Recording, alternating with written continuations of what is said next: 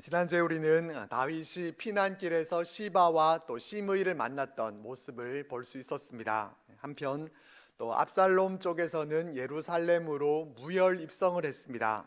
그리고 가장 먼저 한 일은 아이도벨의 조언을 따라서 다윗의 후궁들을 취하는 일이었습니다. 이렇게 압살롬 쪽이 힘을 얻고 또 다윗 일행은 그렇게 피난을 가게 되면서 아무런 소망이 이 다윗 쪽에는 없는 것처럼 또 그렇게 느껴지지만은 하나의 희망이 무엇이었는가 하면은 다윗이 심어놓은 후세라는 이중 스파이였습니다. 후세는 압살롬을 맞이하면서 의심을 받을 수도 있는 그런 상황이었지만은 그래도 의심받지 않고 이 압살롬의 책사로서 그렇게 자리매김할 수 있었던 데까지 볼 수 있었습니다. 지난주 마지막 절 말씀은 이 아이도벨이 베푸는 계략은 사람이 하나님께 물어서 받은 것과 같은 것이라고 했었습니다. 그만큼 그의 계략이 아주 뛰어났었다 그렇게 얘기해 줬었는데, 본문 말씀의 시작은 이 아이도벨이 다시 내놓는 그의 계략으로 시작합니다. 1절과 2절 상반절까지의 말씀만 먼저 보면은, 아이도벨이 또 압살롬에게 이르되 이제 내가 사람 12,000명을 택하게 하소서. 오늘 밤에 내가 일어나서 다윗의 뒤를 추적하여 그가 고나고 힘이 빠졌을 때 기습하여 그를 무섭게 하면 그와 함께 있는 모든 백성이 도망하리니 라고 말씀해 줍니다. 지금 압살롬 쪽의 상황은 이 압살롬이 다윗의 후궁들을 취함으로 인해서 압살롬의 왕권을 선포하고 또 내적으로는 단단하게 그들이 결속이 잘 되어 있는 그런 상황입니다. 이런 상황에서 아이도벨은 자신이 직접 군사 12,000명을 이끌고 그날 밤에 곧장 이 다윗을 추적하겠다 이렇게 얘기합니다. 다윗 일행이 바쁘게 피난을 가다가 지쳐서 곤히 잠들어 있을 그때 기습하겠다는 것입니다. 아이도벨은 그렇게 하면은 모든 백성들이 다 흩어지게 될 것을 내다봤습니다. 2절 하반절과 또 3절 말씀도 보겠습니다. 내가 다윗 왕만 쳐 죽이고 모든 백성이 당신께 돌아오게 하리니 모든 사람이 돌아오기는 왕이 찾는 이 사람에게 달렸습니다. 그리하면 모든 백성이 평안하리이다 하니, 다윗과 함께한 자들이 다 흩어지고 난 후에 아이도벨이 다윗 왕만 죽이고 모든 백성들은 압살롬에게로 돌아오게 하겠다 이렇게 장담합니다. 여기서 보게 되는 것은 이 아이도벨은 그저 이 압살롬에게 겉으로만 충성하는 척하는 그런 사람이 아니라 다윗을 자신이 직접 죽이겠다라고 하면서 이 다윗을 죽이는데 아주 진심인 것을 볼 수가 있습니다. 아이도벨이 그런 마음까지 갖게 된 것은 다윗이 밧세바를 취한 그 범죄함 때문이었습니다. 죄가 미움을 낳고 미움이 살인까지 이르게 되는, 그렇게 번져가고 커져가는 그런 모습을 볼 수가 있습니다. 죄라는 것이 과연 얼마나 무서운 것인가 하는 것을 우리는 여기에서 다시 한번 확인해 보게 됩니다. 이 아이도벨의 계략을 보면은 앞에서 아이도벨의 계략이 얼마나 뛰어난지를 칭찬했던 것이 괜한 말이 아니었다라는 것을 알 수가 있습니다. 아이도벨은 군사력과 또 기습 공격, 정확한 타격 대상까지 모든 것을 다 꿰뚫고 있었습니다.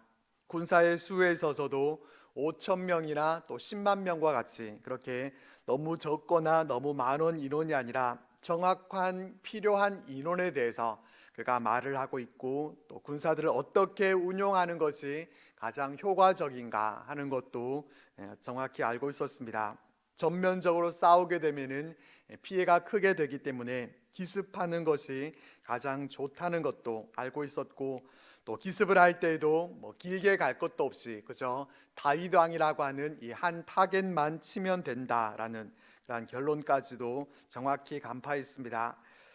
이 아이도벨의 계략에 대해서 압살롬과 이스라엘 장로들은 그 말을 옳게 여겼다 이렇게 말씀해 줍니다. 누구든지 그 계략을 들어보면은 인정할 수밖에 없는 그러한 계략이었고, 이대로만 시행한다고 하면은 이제 다윗과 그 일행들은 정말 사망의 음침한 골짜기로 갈 수밖에 없는 그러한 상황이었습니다. 그렇지만 하나님의 지팡이와 막대기가 다윗과 함께 하셔서 그렇게 되도록 그렇게 내버려 두지 않으십니다. 어떤 일이 벌어지는가 하면은 압살롬이 이르되 아렉 사람 후세도 부르라, 우리가 이제 그의 말도 듣자 하니라. 압살롬이 아이도벨의 그 말만 듣고서 거사를 시행시키려고 그렇게 하지 않고 후세의 말도 들어보자고 합니다. 이것이 바로 하나님의 역사였습니다. 하필이면 그 순간에 이 압살롬이 후세에게도 물어봐야 되겠다, 그렇게 그가 생각을 갖게 된 것입니다. 후세가 압살롬에게 위장투항했을 때 압살롬은 후세의 말을 그대로 믿었는지 또 의심했는지에 대한 그 내용이 없었습니다. 그런데 압살롬이 이렇게 후세를 찾고 있는 이러한 모습을 보면은 압살롬이 후세를 그래도 자신의 편으로 인정하고 있었다라는 것을 우리가 알 수 있습니다. 혹시 후세를 그가 인정하지 않고 의심하고 있는 그런 중에 있다고 하더라도 다윗의 모사였던 이 후세의 의견도 들어보는 것이 좋겠다, 그렇게 생각했을 것입니다. 사람들이 후세를 불러왔고 압살롬은 이 후세에게 아이도벨의 전략이 무엇인가 하는 것을 말해줍니다. 그러면서 아이도벨의 그 전략대로 해도 될지 아니면 너는 또 다른 좋은 생각을 갖고 있는지 그것을 말해보라고 요청합니다. 이것은 후세를 시험해 보는 것이기도 합니다. 압살롬은 후세가 아이도벨만큼 과연 대단한 책사인가 하는 것을 시험해 보고자 했을 것입니다. 아이도벨과 후세, 이 두 사람 중에 과연 누가 더 나은지 시험해 보고 싶었을 것입니다. 이에 후세는 어떻게 대답을 하는가 하면은 이번에는 아이도벨이 베푼 계략이 좋지 않습니다, 그렇게 잘라서 말합니다. 이번에는 이라고 하는 이 말을 붙여서 지금까지는 이 아이도벨이 좋은 계략들을 그가 잘 말해 왔었다고 인정하고 또 칭찬해 주면서, 그러나 이번에는 좋지 않은 전략이다, 이렇게 말합니다. 아이도벨의 이번 전략이 좋지 않은 이유에 대해서는 8절에서 10절까지의 말씀으로 대답을 합니다. 우선 다윗과 그의 추종자들이 용사라는 점입니다. 싸울 상대 실력들이 결코 만만치 않다는 것입니다. 그리고 그들은 지금 격분한 상태에 있다는 것입니다.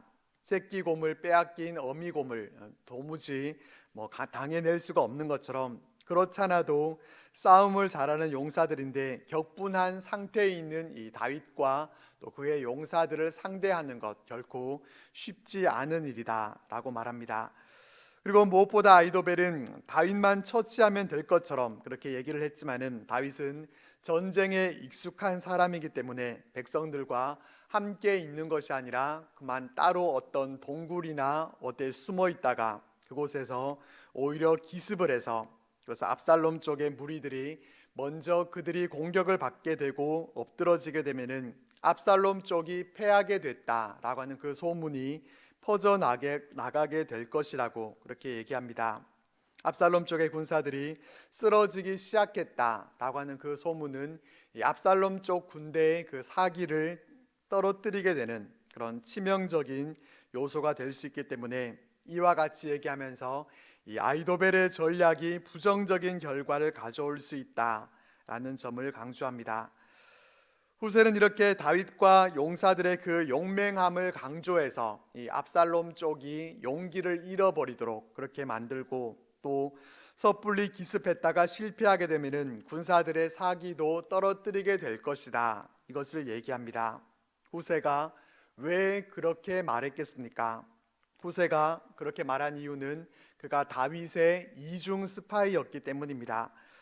후세는 압살롬이 기억하고 있는 다윗과 그 용사들의 그 용맹함을 강조해서 아이도벨이 먼저 제안한 그 계략이 좋지 못하다라는 것을 인정하게 하려고 했습니다. 후세는 사실 아이도벨이 그 말한 계략을 듣고서 아마도 깜짝 놀랐을 것입니다. 정말 그대로만 한다면은 다윗 쪽이 정말 승산이 없게 될 것을 알았을 것입니다. 그렇기 때문에 그 계략이 시행되지 못하도록 하기 위해서, 그렇게 하려고 하면은 아무래도 시간을 끄는 것만이 가장 좋은 방법이기 때문에 시간을 벌어주는 것이 가장 좋은 방법이라고 생각하고 그와 같은 계략을 말했을 것입니다. 그래서 후세는 11절에서 13절 말씀에서 자신의 그 전략을 얘기합니다. 후세 전략은 먼저 온 이스라엘을 단에서부터 브엘세바까지 모집하는 것입니다. 모든 지파들을 다 규합하려고 하면은 아무래도 시간이 걸릴 수밖에 없습니다. 각 지파로 소집 명령이 내려지고 또 거기에 대해서 출정 동의를 하고 각 지파에서 또 함께 모여오기까지 시간이 아무래도 필요하게 됩니다. 그리고 후세는 압살롬에게 친히 전장에 나가라고 합니다. 아이도벨은 자신이 직접 출정하겠다라고 했었지만은 압살롬이 직접 출전을 해야 그래야 전쟁의 명분도 서게 되고 또 군사 지도자로서의 그 능력을 과시할 수 있다는 것입니다. 그리고 12절과 13절 말씀을 보겠습니다. 우리가 그 만날 만한 곳에서 그를 기습하기를 이슬이 땅에 내림같이 우리가 그의 위에 덮여 그와 그 함께 있는 모든 사람을 하나도 남겨두지 아니할 것이요 또 만일 그가 어느 성에 들었으면 온 이스라엘이 밧줄을 가져다가 그 성을 강으로 끌어들여서 그곳에 작은 돌 하나도 보이지 아니하게 할 것이니라 하매. 후세는 두 가지 상황을 가정하면서 이 전략을 제시합니다. 먼저 기습 공격을 하게 될 그 경우에는 이슬이 땅에 내림과 같이 온 군대가 공격을 해서 이 다윗의 군대를 완전히 섬멸시킬 것을 제안합니다. 그리고 공성전의 경우에는 다윗이 성을 밧줄을 가져다가 다윗이 있는 그 성을 아주 강 자체로 강으로 끌어들여서 작은 돌 하나도 보이지 않게 그렇게 할 것이다 라는 과장된 표현으로 전략을 내놨습니다. 아이도벨의 전략과 이 후세의 전략, 이 두 가지를 놓고 보면은 어느 쪽이 더 나은 것 같습니까? 아이도벨의 계략이 분명히 더 훌륭합니다. 아이도벨은 장수로서 전장에서 자신이 마치 싸워본 적이 있는 것처럼 그렇게 그 계략을 내놨습니다.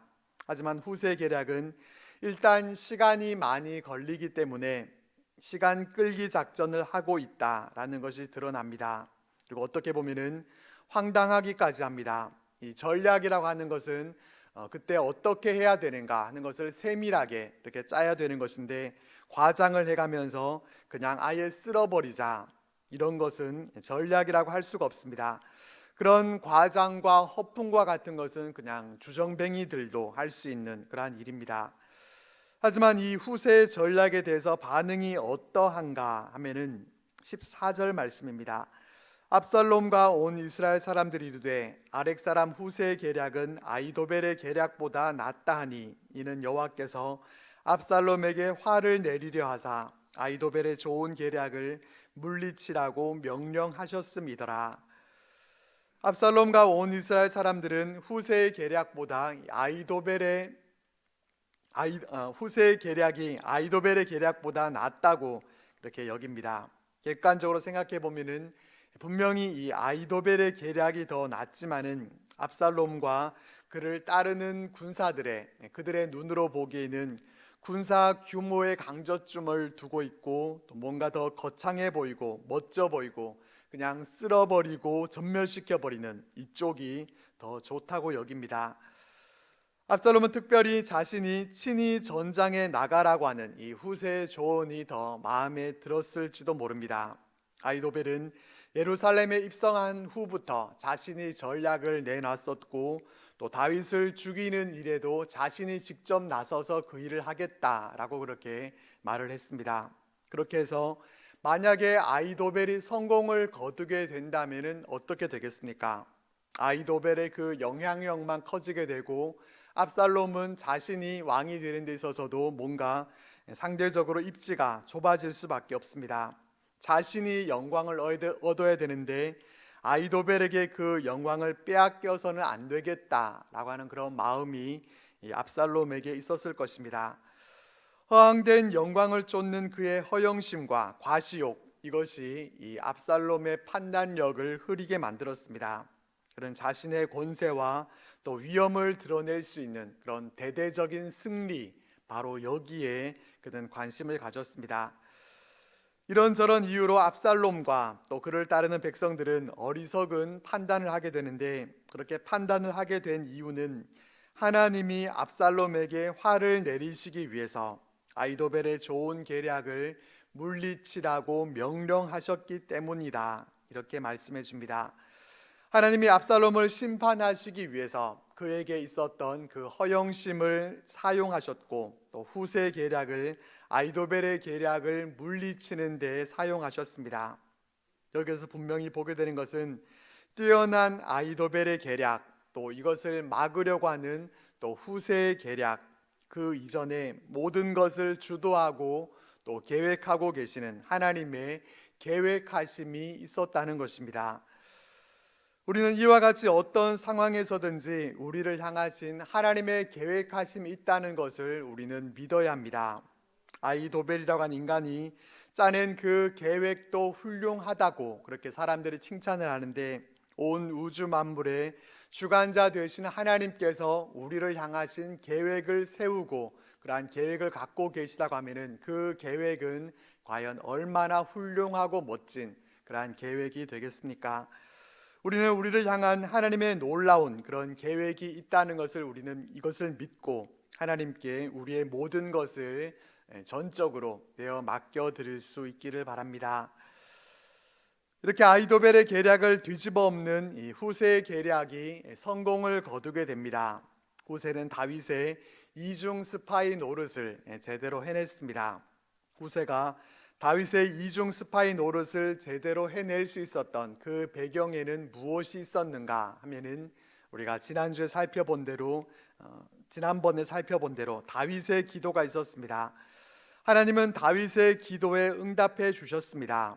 다윗이 피난을 할 때 아이도벨이 압살롬 쪽으로 가담했다라는 소식을 들었을 때 다윗은 분노하거나 다른 어떠한 반응이 아니라 하나님 앞에 기도했었습니다. 뭐라고 기도했었는가 하면은, 여호와여 원하옵건대 아이도벨의 모략을 어리석게 하옵소서, 이렇게 기도했었습니다. 하나님은 다윗이 기도한 대로 응답하셔서 이 후세 계략으로 이 아이도벨의 모략을 어리석게 만들어 주셨습니다. 하나님은 이렇게 가장 적절한 때에 하나님의 사람들을 사용하십니다. 하나님은 다윗과 그 일행들을 구원하시기 위해서 후세를 사용하셨습니다. 하나님은 우리가 기도할 때 우리의 기도에 응답하셔서 이렇게 우리를 돕는 자들을 붙여주십니다. 그런데 만약에 이 압살롬이 후세의 말을 듣고 난 후에 또다시 이 아이도벨을 불러다가, 후세는 이러이러하게 계략을 짰는데 너는 또다시 또 어떻게 생각하느냐, 이렇게 물어봤다고 하면은 어떻게 됐겠습니까? 판도가 또다시 바뀌어졌을 것입니다. 아이도벨은 후세의 계략이 이 시간을 끌기 위한 것이고 또 터무니없는 과시용 계략이라는 것을 금방 눈치채고서 이것을 압살롬에게 얘기했을 것입니다. 하지만 압살롬은 후세의 그 계략이 너무나 마음에 들었는지 더 이상 이 아이도벨에게 물어볼 생각은 하지 않습니다. 이처럼 아무리 사람이 최선의 계획을 세운다고 하더라도 하나님이 허락하지 않으시면은 모든 것이 허사가 되어지는 그러한 모습을 우리는 여기서 보게 됩니다. 잠언서 기자는 사람이 마음으로 자기의 길을 계획할지라도 그의 걸음을 인도하시는 이는 여호와시니라, 이렇게 한 것처럼 우리가 계획하고 또 우리 뜻대로 우리의 인생길을 걸어가는 것 같지만은 사실은 하나님께서 모든 것을 주도해 가시는 것입니다. 우리는 모든 일의 최종 결정권자가 사람이 아니라 하나님이심을 우리는 굳게 믿어야 합니다. 이 믿음을 가지고 또한 우리는 하나님이 그 뜻대로 이끌어 가실 수 있도록 그렇게 우리는 기도함으로 나아갈 수 있기를 바랍니다. 후세는 이제 다윗이 지시한 대로 사독과 아비아달 두 제사장에게 이 아이도벨과 자신의 계략에 대해서 얘기해 주면서 다윗에게 오늘 밤에 강을 건너가지 않으면 몰사할 수 있다, 그러니까 광야 나루터에서 자지 말고 아무쪼록 건너가도록 하라, 그렇게 소식을 전합니다. 다윗은 사독과 아비아달이 자신에게 사람을 보낼 수 있도록 그렇게 미리 정해줬었는데 바로 그 두 아들 요나단과 아히마스입니다. 이 두 사람은 압살롬 쪽 사람들에게 발각될까 염려해서 그들은 성에 들어가지 못하고 에느로겔가에 머뭅니다. 다윗에게 곧바로 가는 대신에 이곳에서 정황을 살피고 발각되지 않고 안전하다 싶으면은 다윗에게 말을 전하려고 했습니다. 그렇지만 우려했던 일이 발생하게 됩니다. 압살롬의 정보원으로 추정되는 한 청년이 이 두 사람의 행적이 수상하다라는 것을 압살롬에게 보고하게 됩니다. 그래서 두 사람은 재빨리 바울임으로 가게 됩니다. 어떤 사람의 집으로 가서 몸을 우물 속으로 숨기게 되고, 그러자 그 집 여인은 덮을 것을 가져다가 우물 아기를 덮고 그 위에 찌은 곡식을 널어서 그들을 숨겨줍니다. 곧 압살롬의 부하들이 그 집에 와서 이 아히마스와 요나단을 찾았지만은 여인은 그들이 시내를 건너가더라 이렇게 얘기합니다. 그래서 그들이 또 그들을 찾아서 헤맸지만은 결국은 찾지 못하고 예루살렘으로 다시 돌아가게 됩니다. 그들이 가고 난 후에 아히마스와 요나단은 우물에서 올라와서 이제 다윗 왕에게 가서 소식을 전합니다. 이 두 사람의 소식을 전하지 않았다면은 다윗과 그 일행들은 너무 피곤해서 요단강을 건너지 못하고 그곳에서 잠을 청했겠지만은 그 소식을 듣고서 몸은 피곤하지만 급히 이 요단강을 건너가게 됩니다. 새벽까지 한 사람도 요단을 건너지 못한 자가 없었다 이렇게 말씀해 주는데, 밤이 새도록 그렇게 밤새 열심히 강을 건너갔다는 것입니다. 이렇게 해서 다윗과 그 일행들은 동트기 전에 건너편으로 넘어갈 수 있었습니다. 압살롬의 군사들이 쫓아온다고 해도 요단강을 건너서 오려고 하면은 시간이 더 걸릴 것이기 때문에 다윗은 그렇게 시간을 충분히 벌 수 있었습니다. 다윗 일행은 이렇게 하나님의 도우심 가운데 안전하게 강을 건널 수 있었지만은 한편 23절 말씀에 보면은 안타까운 소식이 기록되어 있습니다. 아히도벨이 자기 계략이 시행되지 못함을 보고 나귀의 안장을 지우고 일어나 고향으로 돌아가 자기 집에 이르러 집을 정리하고 스스로 목매어 죽음에 그의 조상의 묘에 장사되니라. 아히도벨은 자신의 계략이 채택되지 않음을 보고 곧바로 압살롬을 떠납니다. 압살롬의 반란이 결국 성공하지 못하게 될 것이다. 아마 그렇게 짐작했을 것입니다. 그러면은 어차피 자신은 죽은 목숨이기 때문에 그렇게 판단을 했는지 그는 고향 길로로 돌아가서 목을 메고 죽음을 맞이합니다. 압살롬에게 있어서 가장 중요하고 필요한 사람이었던 이 아히도벨이 이렇게 죽게 되면서 앞으로 압살롬 쪽에 일어날 사건들이 이와 같은 안타까운 최후를 맞이하게 될 것이다 라는 것을 우리는 여기서 미리 예견해 보게 됩니다. 요단을 건넌 다윗 일행은 마하나임에 이르고 압살롬도 곧 이어서 모든 이스라엘 사람과 함께 요단을 건넜다 이렇게 말씀해 줍니다. 이것은 무엇을 말해주고 있는가 하면은 압살롬이 후세의 계략대로 지금 그대로 시행하고 있다는 것입니다. 아히도벨이 이끄는 12,000명의 기습 부대가 아니라 후세의 조언대로 모든 이스라엘 백성들이 함께 모아와서 이렇게 압살롬이 직접 그들을 이끌고 있습니다. 그리고 압살롬은 군대를 정비하게 되는데 요압을 대신해서 군 지휘관으로 아마사를 임명합니다. 이 아마사는 다윗에게는 조카가 되고 또 이 압살롬과는 사촌지간이었습니다. 그리고 압살롬과 그를 따르는 이스라엘 백성들은 길앗 땅에 진을 치게 됩니다. 27절에서 29절 말씀에는 다윗이 만난 후원자들에 대해서 소개해 주고 있습니다. 다윗이 마하나임에 이르렀을 때 소비와 마길과 바르실레 이 세 사람이 나옵니다. 그들은 뭘 가져왔느냐 하면은 침상과 대야와 질그릇과 밀과 보리와 밀가루와 볶은 곡식과 콩과 팥과 볶은 녹두와 꿀과 버터와 양과 치즈를 가져옵니다. 이 부분을 보면은 상당히 자세하게 기록해 놓은 것을 볼 수가 있습니다. 그냥 쓸 것과 먹을 것을 가져왔더라 이러면 될 것 같은데 그렇게 대충 기록하지 않고 침상과 대야와 질그릇 이런 생필품과 함께 또 먹을 것에 대해서도 11가지나 그 품목들을 쭉 기록을 했습니다. 왜 이렇게 기록을 했겠습니까? 이 부분은 아이도벨이 목매어 죽은 것과 대조시켜서 보여주기 위해서 그렇게 하지 않았을까 그렇게 추측을 해봅니다. 압살롬 쪽에서는 이제 점점 어둠의 구름이 몰려오고 있고, 반대로 다윗 쪽에는 다윗을 돕는 사람들이 침상과 대야와 질그릇과 밀과 보리와 밀가루와 볶은 곡식과 콩과 팥과 볶은 녹두와 꿀과 버터와 양과 치즈까지 가져왔다. 이렇게 많은 것들을 가져왔다라는 것을 대조적으로 보여주면서 이제 판도가 다윗 쪽으로 기울어 가고 있다라는 것을 보여주고 있습니다. 이 세 사람을 통해서 우리는 구원의 손길을 펴시는 하나님의 은혜와 사랑을 볼 수가 있습니다. 다윗은 자신의 범죄함으로 인해서 이렇게 다시 쫓기는 신세가 되고 피난을 가는 신세가 됐지만은 하나님은 다윗을 돕는 손길들을 붙여 주셨습니다. 이 부분을 어떤 분이 이렇게 멋진 표현을 한 것을 볼 수가 있습니다. 다윗이 범죄함으로 비록 넘어지기는 했지만 다윗은 하나님 쪽으로 넘어졌다. 참 표현을 잘 한 것 같습니다. 다윗이 비록 넘어지기는 했지만은 그는 방향을 잘 잡았습니다. 하나님을 저버리고 반대쪽으로 넘어진 것이 아니라 넘어져도 그가 하나님 쪽으로 넘어진 것입니다.